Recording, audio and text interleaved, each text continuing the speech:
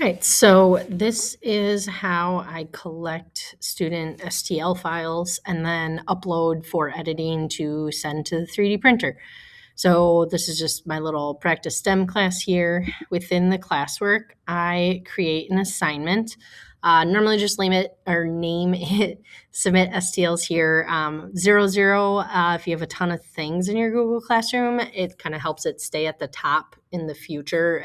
It's not going to do anything here, but it'll make sense a little bit. Sometimes I will actually put emojis here as well, just so then the kids have an easier time finding it. I have found that successful. So I create the assignment. Students will submit for any project here. So it doesn't matter which project it is. They should submit it here and then or upload it here, I guess, and then make sure they're following the class protocol for naming their project. So I typically have students do their initials, the hour class period they have, and then what the project is. So did they make a phone stand? Did they make a bookmark? Whatever it may be.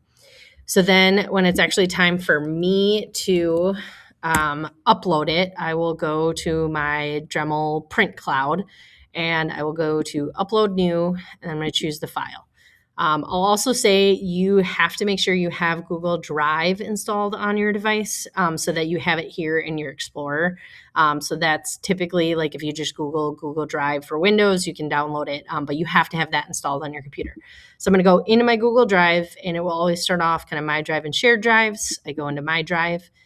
Google Classroom always creates a file. So you will see a file called Classroom. And then in here you have all of your Google Classrooms. So I'm going to go into my practice STEM class. And then because I have that submit STLs here, then the student files come in. So I have one file submitted in there. Normally you'll see a lot of them in here with students' names and hours. Typically I'll click the date modified. So I'm looking at the top ones, or I'll sort it alphabetically so it's easier to find the one I'm looking for. So I'm just going to go ahead and click on the file I want to open. It's going to upload, save and go to my files, give it a second. It's usually going to come in as the top one. And then from here, Print Cloud does a really good job just kind of walking you through it. So step one, I'm just going to click repair. Make sure that you have whatever type of 3D printer you have. It doesn't really matter, 3D40, 3D45. But for this one, I'll do 3D40. I'm going to go ahead and fix that. Give it a second, and once workflow is finished, you can close. In here, you have two files now. You have your original file, and then you have the repaired. Sometimes they put the repaired one on top, sometimes in the bottom. So just make sure the next step is always with your repaired file. So if you have a student that you're not sure if they put it, flat on the work plane, you're going to want to go into your layout. I typically kind of know my students over time, and do I need to go look? Do I not? But you can kind of come in here, you can click on this and then click on bed. So if at some point, like if when the student designed it, it's not flat on the work plane, that's going to cause printing issues. So it is easy to just click on it, click on bed. Sometimes I'll do that just as like a check. This is where you also want to make sure it's fitting in the work plane. This kind of gives you your view for how big it is and like how long is it going to take. Typically for my 8th grade projects, I tell students that like it should be around that 3x3x3 sizing, 3 inches wide, long, and then 3 inches tall, but you can kind of have leeway with that. My judge was typically, so it's always going to be in millimeters here. So it's about 76 millimeters is going to be that 3-inch length. So I would typically use these sizes, just kind of guesstimate where they paying attention to those size requirements or not. If you think, or if a student project comes in and it's either too small or too big, I will use the scale. So the scale button here, and then the only one I do is going to use the percentage. I never change one of these only because that's going to start to change the shape of their project. So if I want to make the project bigger, I can make that, 200% and it goes bigger. If I think their project's too big and I want to take it down to say like 85%, it's just usually kind of a guessing game for kind of getting about, but then I can kind of watch in here to see, are they now kind of meeting those size requirements and such. Anytime you do change the scale, you just want to click that on bed again. So for example, When I went up to 200, it's actually sticking underneath the bed. So anytime you resize, you always want to click that on bed piece for this. So I'm going to bring this back to 100%, and I'm going to make sure it's on bed. If you ever need to rotate, so if you know a student's project would print better on its side or would have less supports on its side, you can go into rotate, and you can kind of click and drag to rotate on this. But I actually think it's easier to use like the plus 90, minus 90, just to kind of keep it exact for those rotations. And so depending on which one you click, it will change like which way it's kind of rotating that shape. So you can kind of use that as like an easy tool to work through that. So this one doesn't need it. In the end, when you're happy with the size, the rotation, kind of the angle it's at, you're going to click Save and Slice. And then typically in here, my kind of go-to was always, making this print as fast as I can. So I always increase that layer height. The taller the layer, the less layers it needs, the faster it prints. Infill density, it kind of defaults to 15. I pretty much almost always brought it down to 10, unless it was like a really thin thing or something that a student spent a lot of time on and they needed it to be stronger. That density is kind of how hollow it is on the inside, so it does kind of change its strength at times. But just for uniformity and printing quickly, I pretty much always took that to 10%. But you can use your discretion for that. This one doesn't change print time a whole lot. It will make it a couple minutes shorter. But depending on the size of the project, a 0.2 versus a 0.3 layer height can significantly change print times. And then you just click slice. It always needs a little bit of time to think, so that's kind of what it's working through here. It's going to give me that print time. So this is where 24 minutes, that's not bad at all. I have no problem printing that. Whereas if I go and try to find a bigger project I have in here. So this one, I don't even remember what's print. Oh, I didn't even actually print this one. I was just looking. So this was a 3-hour print time. So I could go in. So that might be, that's too long. So I can backtrack into layout here.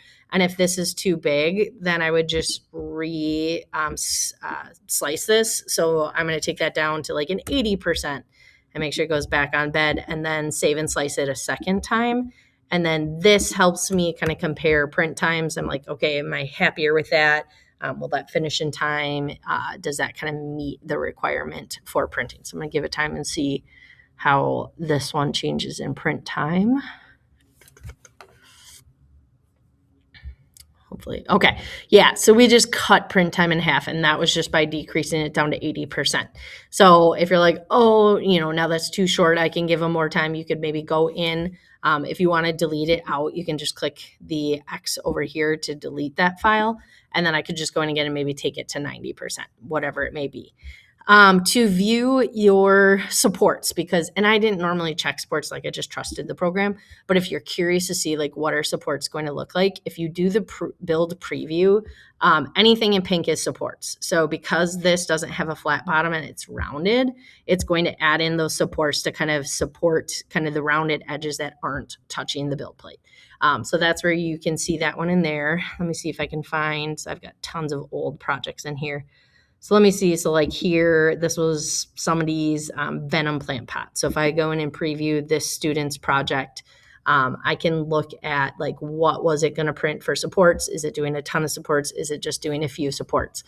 So this is where I look and go, okay, there's barely any supports in here. This is one where it's just kind of needed. I mean, they could go and change to kind of get rid of those supports, but it's really not worth it. It's not going to use up a lot of material. It's not adding a ton of time to that print time. So that's where you can just kind of peek in at those. Here's another. Typically, plant pots end up with a decent amount of supports on them, depending on what they put on the sides and such. But that's how I go through and slice it. And then from there, I guess I should show you. So if I come back up here, once you're ready to build it, you'd click build. So you can see I still have the old printers in here, but I don't have access to any of those printers because they're not tokened to me anymore. So if I was tokened to these printers, it would say online, and then there would be a print button here as well, so I can print it. You can also do queue, which still sends it to the printer. It just doesn't start printing it right away. And then when you go to the printer, you could click print and look in your queue and you could find it from there. So that's one way to send things to the printer ahead of time and then just be able to click on the printer when it's ready to go. I think that covers kind of everything from Google Classroom to Print Cloud, but that is just how I collect students' STL files and then how I get it to the Print Cloud. The last thing, which would actually be kind of your first step, is just teaching kids that they can, so if they're in here and they want to download their file, so if they wanted to print this, so I still have, so I don't need the hinge. That was me working on something else. I can make that disappear. But they can be in their project here and they just click export and then STL. So that downloads on their computer. Then they have to go upload it into the Google Classroom assignment. And then you access it from your Explorer here, from the Google Drive, getting into that file. And again, you would just go into My Drive, you'd find your classroom folder. Google Classroom creates that. You don't have to create that. And then you have access to these.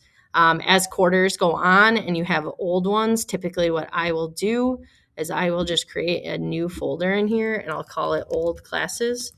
And then you can just drag and drop like old Google Classroom. So here I don't need this robotics classroom anymore. I can just drag that into my old classrooms. It doesn't mess anything up. It still exists in there. It just gives me less folders in here in this folder, I guess. So that's how I do it. That's how students submit their STLs and how I print to Google Print Cloud.